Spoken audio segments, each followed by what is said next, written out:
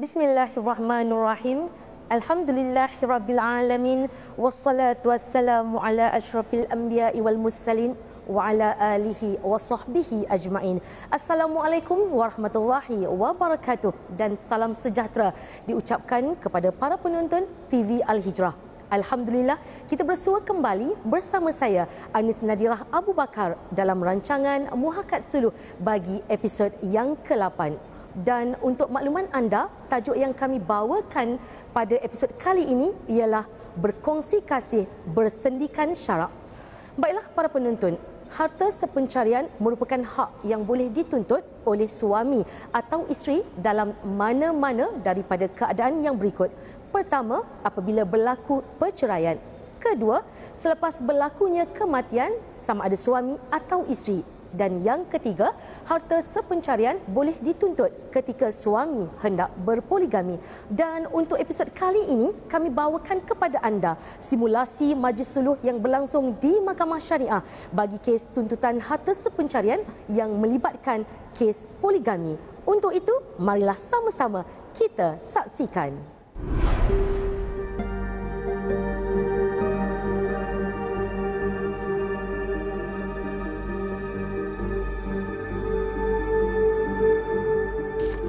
Okey, baik. Plaintiff Encik Abdul Kadir bin Yaakob dan juga defendant Puan Laila binti Osman. Sekali lagi pihak mahkamah tanya kepada pihak plaintiff, betul kamu nak berpoligami? Ya, betul ya Arif. Saya mohon poligami di mahkamah ni sebab saya nak bertanggungjawab terhadap isteri dan anak-anak. Dan saya juga tak mahu lari pada undang-undang dengan nikah di Thailand, ya Arif. Okey, baik. Defendant Puan Laila, betul kamu setuju dengan permohonan plaintiff? Tuan Hakim, kalau ikutkan hati, perempuan mana yang sanggup untuk dimadukan, Tuan Hakim? Tapi apakah daya? Mungkin takdir suami saya bertemu dengan jodoh lain. So saya reda. Cuma saya harap suami saya dapat berlaku adil lah dekat saya dengan anak-anak dan tak abaikan nafkah kami. Lagi satu, Tuan Hakim, kalau boleh saya naklah sebuah rumah untuk saya dan anak-anak berteduh. Sebab saya pun tak bekerja. Saya tak ada pendapatan lain untuk saya dan anak-anak. Itu saja, Tuan Hakim. Okey, baik. Keputusan Bismillahirrahmanirrahim.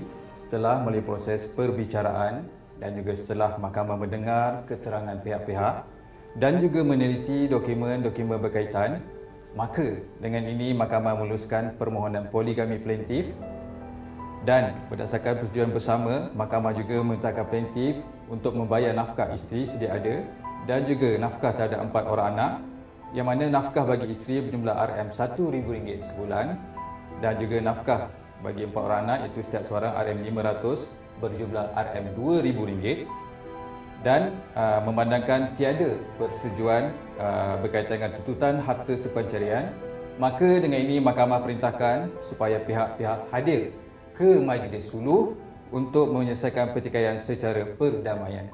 Kes selesai.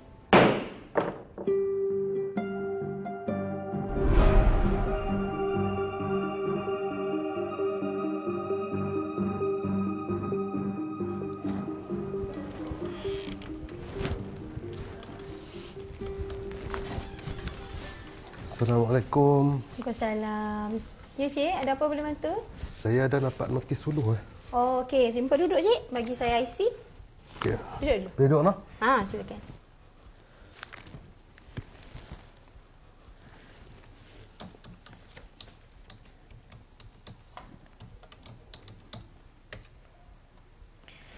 Okey, kes cik memang ada hari ini.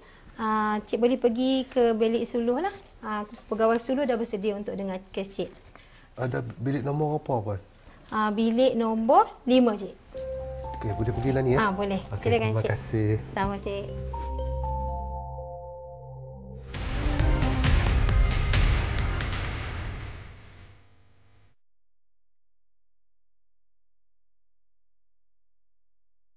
Hello, ada mana Rena?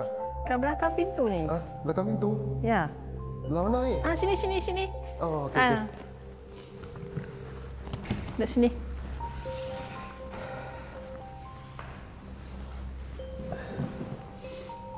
macam ni lah Laila. Abang harap hari ni kes kita selesai lah. Selesai secara baik. Kalau tak ada apa-apa tu, kita masuk ke bilik suluh. Jomlah.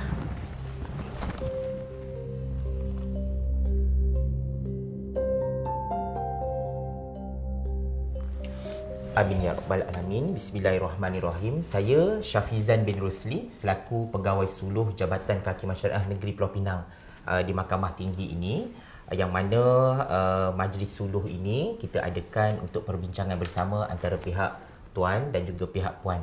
Pihak puan ada buat tuntutan di mahkamah berkaitan dengan apa ni puan? Atas pencarian tuan. Sebabnya saya suami saya dibenarkan untuk poligami. So saya nak hak saya terjamin lah dengan anak-anak. Okey, baik. Tuan maklum tentang perkara tuntutan ini?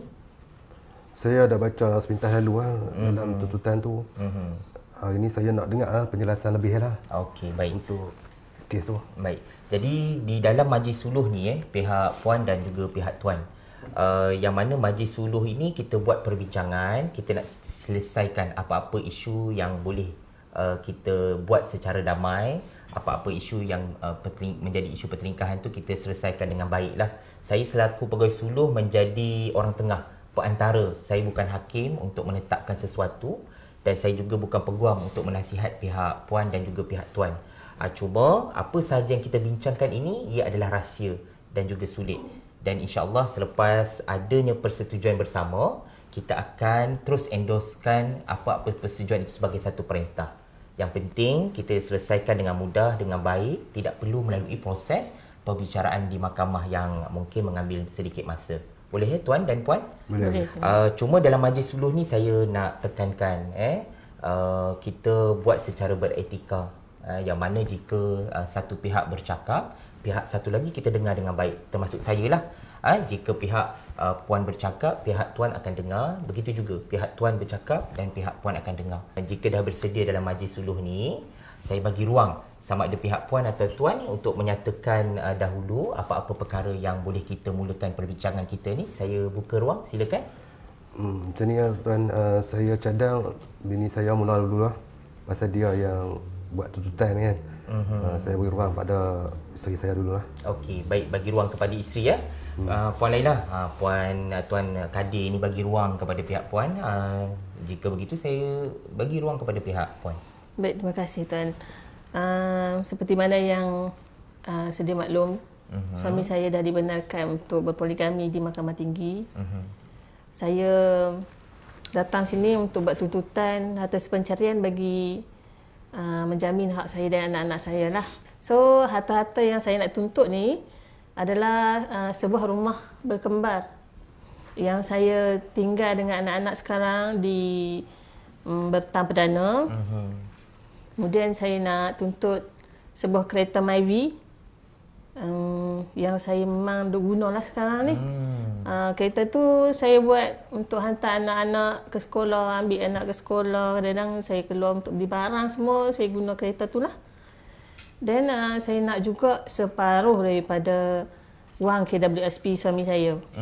Lebih kurang RM400,000 dalam penyata lah. Itu sajalah yang saya nak tuntut. Itu saja puan? Ya tuan. Ada apa-apa lagi yang mungkin puan nak nyatakan? Setakat ni yang tu je lah Itu dalam penyata saja. tuntutan saya. Okey, baik. Saya bagi ruang kepada Tuan Kadir kita. Tuan Kadir dah dengar dah tadi perkara yang dituntut oleh pihak Puan Laila di dalam mahkamah nanti. Cuma dalam majlis suluh ni itu yang kita akan bincangkan secara utama. Jadi Tuan Kadir dah dengar, apa maklum balas Tuan Kadir? Begini tuan, saya tak setuju dengan tuntutan daripada Puan Laila. Sebab apa? Rumah tu satu-satunya rumah saya yang saya duduk di situ. Dan saya tak ada rumah lain dah yang nak duduk lah. Dan saya cadang saya nak buat pengubahsuaian rumah tu, nak renovate rumah tu, nak bawa sekali isteri baru saya duduk sekali di situ. Bukan apa, senang saya nak pantau, nak urus anak-anak dan kedua-dua isteri saya. Yang kedua, berkaitan kaitan Myvi itu saya tak ada masalah pasal dia memang pakai untuk urus anak-anak pergi sekolah ataupun urusan harian dia lah kan. Yang ketiga ni tu saya tak apa nak setuju dan puas hati lah pasal apa dia tuntut harta wang KWSP tu. Pasal tu caruman daripada majikan saya kepada saya. Kalau abang ingat apa tu wang yang abang carum setiap bulan tu tak ada sumbangan untuk saya. Maksudnya saya pun apa guna saya duduk kat rumah tu, saya buat semua benda-benda yang saya sepatutnya saya boleh je kerja. Tak cukup ke dengan nafkah yang saya nak bagi setiap bulan? Yalah bang, cukup. Tapi ini untuk saya guna kecemasan. Dah abang dah dapat isteri baru dah. Sekarang ni awak tuntut separuh. Maksudnya separuh tu yang banyak. Saya kerja lebih kurang dekat 30 tahun. Nak kumpul banyak tu. Saya pun ada hak juga abang. Jangan nafikan saya. Saya pun tolong abang kan sama ni kan? Sebelum abang dapat isteri yang kedua ni. Ya, abang tak nafi. Tapi tuntutan awak tu terlampau tinggi.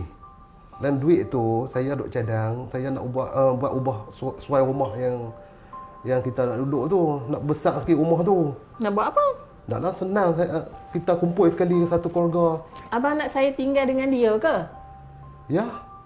Saya tak setuju bang. Saya tak setuju. Saya nampak dekat sini ada isu berkaitan dengan kedudukan rumah tu lah, dan juga wang KWSP. Mungkin dekat sini saya perlu tenangkan pihak puan dan juga pihak tuan. Boleh tak saya dapatkan respon daripada pihak tuan berkaitan dengan pengubahsuaian dengan duit KWSP dan rumah tersebut? Boleh puan, kita dengar dahulu. Silakan tuan. Saya bagi ruang untuk menjelaskan. Saya cadang rumah yang kemak tu saya nak perbesarkan. Dengan duit KWSP yang ada tu lah. Lepas tu senang lah saya nak urus anak-anak dan saya nak bawa isteri baru saya lah main ke rumah tu kan. Bukan duduk satu rumah, duduk satu bilik atau ni. Maksudnya saya akan buat satu rumah lain. Saya tak setuju abang. Sampai hati abang buat macam ni ya. Sebab saya dah lah bagi kebenaran ke abang untuk kongsi kasih. Saya bagi kebenaran untuk abang poligami. Tapi abang fikirlah, apa saya rasa kalau dia duduk dekat saya? Hari-hari saya nak kena menghadap muka dia. Tolonglah fikir abang. Kenapa abang tak buat je rumah dekat tanah baru yang abang beli tu? Abang ingat saya tak tahu. Sebelum abang nikah yang baru ni, abang ada beli tanah lot kan? Kat balik pulau kan? Abang jangan nak tipu saya. Sebentar puan. Puan sebut tadi tentang adanya tanah lot di balik pulau. Ya tuan. Cuma tanah lot itu tiada dalam tuntutan yang puan buat, betul? Betul tuan. Kenapa tak dituntut dan dimasukkan dalam senarai tuntutan? Sebab macam ni tuan. Saya tak ada detail berkaitan dengan tanah lot tersebut. Cuma saya jumpa resit saja dalam poket baju suami saya. Tapi memang dah tertera lah, memang suami saya yang beli rumah tu. Cuma sekarang ni saya nak buat tuntutan ni bukan untuk tuntut tanah yang dibeli tu. Saya nak tuntut rumah saya tu. Sebab tu saya tak masukkan dalam tuntutan ni. Tuntut rumah sahaja? Ya tuan. Yang tu tak apalah, terpulanglah kepada suami saya nak buat macam mana kan. Tapi setakat ni saya tak nak lah tanah dia tu. Itu biarlah macam mana pun, itu bukan sumbangan saya lah. Baik. Itu saja puan? Ya. Baik tuan, Kadir. Tadi kita dah dengar penjelasan yang dibuat oleh pihak puan. Boleh Tuan Kadir jelaskan berkaitan dengan tanah tersebut? Saya tak fikir pun untuk nak sorok pasal tanah lot tu kat Puan Laila. Tapi saya cuba nak buat loan. Loan bank untuk nak buat rumah di tanah tu. Tapi bank tak luluskan. Bank nak satu cagaran. Dan saya nak cagalah duit 400,000 KWSP saya tu untuk nak lulus bank tu. Lepas tu saya memang tak fikir, tak bohong pun nak sorok berkaitan dengan tanah tu dengan daripada Puan Laila kan.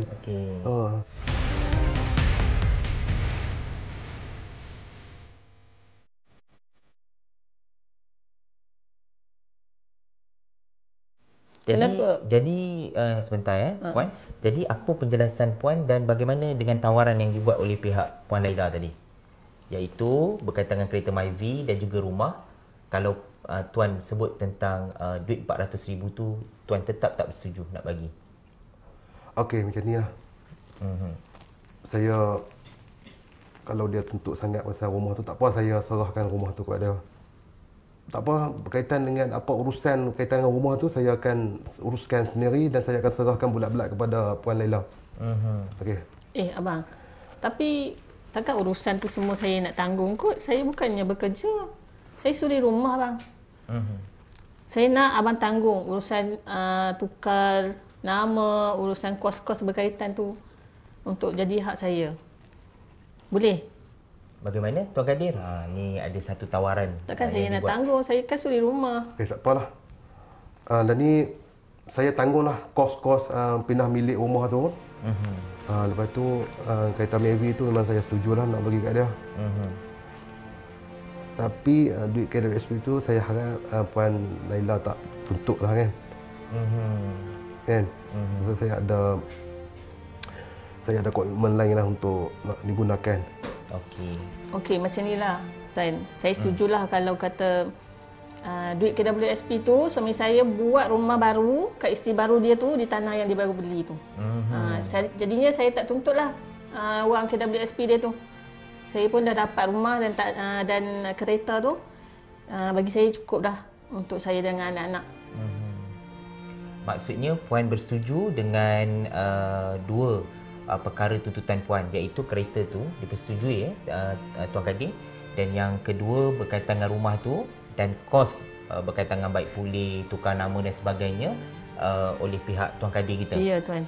Tadi kita dah dengar, maknanya kat sini saya nampak dah ada persetujuan dah, persetujuan yang baik, iaitu 3 perkara yang dituntut di peringkat awal. Pertama, rumah berkembang dipersetujui, kita serah kepada Puan Laila secara milikan tunggal. Yang kedua, kereta yang disebut oleh Puan Laila, Tuan sedia nak bagi. Betul? Dan kat sini ada satu persetujuan yang saya nampak persefahaman yang baik daripada perbincangan tadi, bahawa duit KWSP itu Puan Laila tidak akan tuntut. Betul? Rekodkan sekali bahawa tuntutan KWSP tidak dituntut oleh Puan Laila. Okey. Dan segala apa tuntutan selepas ni digugurkan dan tak ada tuntutan lah lepas ni. Tak ada tuntutan. Saya harap Tuan letak sekali dalam perjanjian tu. Masuk dalam perjanjian Ya. Puan Laila, Tuan Kadir minta kita masukkan juga di dalam perjanjian penyelesaian kita dan persetujuan ni. Boleh Puan Laila? Boleh. Boleh lah. Okey, saya rekodkan yang mana dekat sini Puan Laila setuju untuk gugurkan tuntutan tersebut yang kita rekodkan dalam persetujuan bersama ini. Betul? Betul Puan Laila? Betul. Jadi 3 perkara utama ini saya lihat ada persefahaman. Dan insya-Allah hari ini juga kita adakan dan kita tanda tangan dengan mengesahkan persetujuan bersama antara pihak Puan Laila dan juga Tuan Kadir. Boleh? Puan dan juga Tuan ada masa untuk kita tunggu sebentar. Saya selesaikan urusan perjanjian persetujuan bersama ni. Boleh? Boleh, saya pun harap kes ni selesai lah pada hari ini juga. Okey, kalau begitu saya ucapkan terima kasih kepada Puan Laila dan terima kasih kepada Tuan Kadir kerana daripada mula tadi sama-sama kita telah menyelesaikan perbincangan ini yang baik. Ia selaras dengan apa yang disebut dalam Al-Quran, surah Al-Hujurat, dalam konteks fa'aslihu bainahuma, damaikan kedua-duanya pihak yang bertelingkah. Jadi dekat situ kita dapat satu hikmah yang baik untuk kita selesaikan dengan damai. Inilah dia majlis suluh yang kita mahukan perbincangan. Dan saya ucap terima kasih kepada Puan Laila selaku plaintiff dalam kes ini dan juga Tuan Kadir selaku defendant. Baiklah para penonton, sebelum kita akhiri rancangan Muhakat Suluh bagi episod kali ini, bersama saya ialah Ketua Unit Suluh dari Jabatan Kehakiman Syariah Negeri Pulau Pinang, iaitu Tuan Muhammad Hafiz bin Idris. Baiklah Tuan, mungkin Tuan boleh berikan sedikit ulasan berkaitan dengan simulasi majlis suluh yang telah kita saksikan dalam episod kali ini. Silakan Tuan. Terima kasih Puan atas soalan tersebut. Jadi setelah kita melihat simulasi suluh yang telah dipertontonkan kepada kita sebentar tadi, kita perlu tahu bahawa undang-undang syariah di Malaysia ini memberikan hak yang sewajarnya kepada isteri yang mana suami mereka berpoligami. Jadi di bawah peruntukan Seksyen 23/10 Enakmen Undang-Undang Keluarga Islam Negeri Pulau Pinang, pihak isteri yang mana suami mereka telah berpoligami boleh membuat tuntutan harta semenciran di Mahkamah Syariah. Okey, jadi di bawah kaedah tata cara mal Mahkamah Syariah Negeri Pulau Pinang berkaitan dengan suluh tahun 2021, iaitu kaedah yang terkini di Mahkamah Syariah seluruh Malaysia yang mana telah menentukan bahawa penyelesaian kes secara perdamaian boleh diselesaikan di meja perundingan, itu di hadapan pegawai suluh itu sendiri.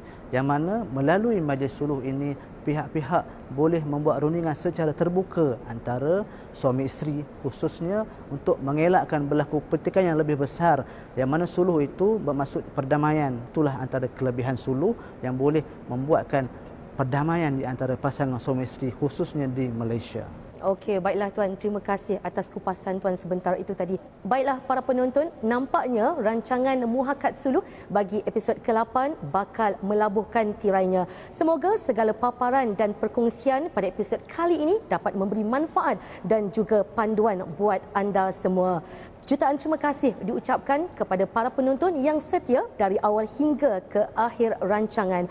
Dan jangan lupa temu janji kita pada hari dan waktu yang sama pada minggu hadapan insya-Allah. Sehingga kita berjumpa lagi, saya Anith Nadirah Abu Bakar. Assalamualaikum warahmatullahi wabarakatuh. Suluh, solusi pendamaian, syariah asas keadilan.